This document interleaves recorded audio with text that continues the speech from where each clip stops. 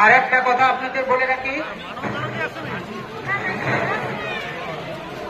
যারা উত্তর দিক থেকে দক্ষিণ দিকে লাইন হয়ে দাঁড়াবেন তারা ফুলের চারা, টিফিন প্যাকেট পাবেন, মায়ের প্রসাদ পাবেন এবং আমাদের গৌরাঙ্গ মহাপ্রভুর প্রসাদ।